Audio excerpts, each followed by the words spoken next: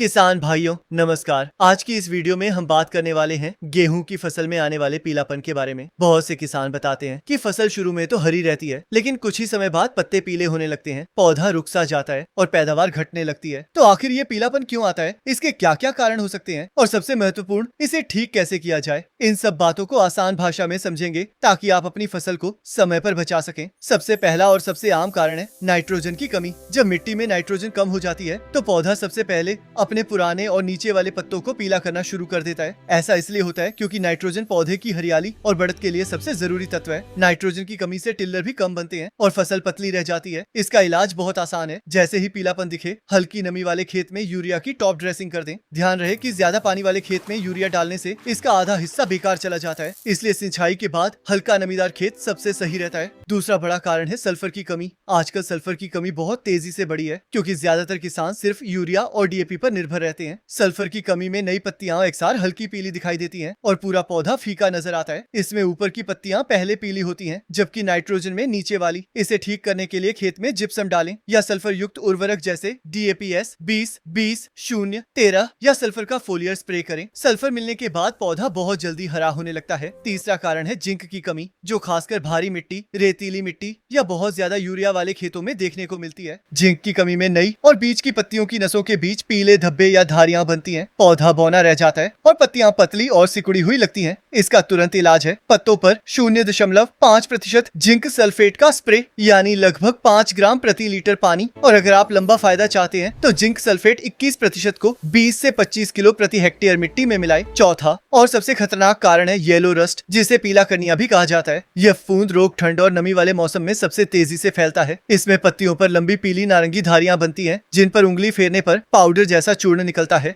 अगर इसकी पहचान देर से हो गई तो पूरा खेत कुछ ही दिनों में पीला हो सकता है। जैसे ही लक्षण 1 दिखाई दे, तुरंत ट्राइजोल वर्ग की दवा जैसे प्रोपिकोनाजोल, टेबुकोनाजोल या हेक्साकोनाजोल की अनुशंसित मात्रा में स्प्रे करें। याद रखें, येलो रस्ट के शुरुआती लक्षण पकड़ लेना ही सबसे बड़ा इलाज है। पांचवा कारण है पानी की गड़बड़ी और जड़ कमजोर होना। कभी खेत में जलभराव हो जाता है तो कभी खेत बहुत सूखा रहता है। दोनों स्थिति में पौधे की जड़ें कमजोर पड़ जाती हैं और पत्ते पीले होने लगते हैं। उथली बुआई में भी यही दिक्कत आती है, इसलिए खेत में पानी की निकासी बिल्कुल समय पर होनी चाहिए। सिंचाई तभी करें जब सच में जरूरत हो और पानी का रुकना बिल्कुल न होने दें। अब बात करते हैं सही प्रबंधन की। गेहूं को हरा भरा रखने के लिए संतुलित NPK बहुत जरूरी है। सिर्फ यूरिया डालना समाधान नहीं है, क्योंकि यूरिया के साथ सल्फर, जिंक और पोटाश की कमी बढ़ना शुरू हो जाती है। फसल चक्र, सही समय पर बुआई और रोगरोधी किस्में भी पीलापन कम करने में महत्वपूर्ण भूमिका निभाती हैं। पत्तों की नियमित निगरानी करें, क्योंकि ज्यादातर समस्याएं शुरू में बहुत हल्की दिखती हैं, लेकिन कुछ ही दिनों में गंभीर रूप ले लेती हैं। तो किसान भाइयों, अगर आपके गेहूं में पीलापन दिख रहा है तो घबराइए नहीं, बस सही कारण पहचानें और उसी के अनुसार उपाय करें। ये समझ आपकी पैदावार को बचाएगी और खेत को फिर से हरा भरा कर देगी। आशा है यह जानकारी आपकी फसल के लिए मददगार साबित होगी। वीडियो देखने के लिए धन्यवाद। जय किसान, जय भारत।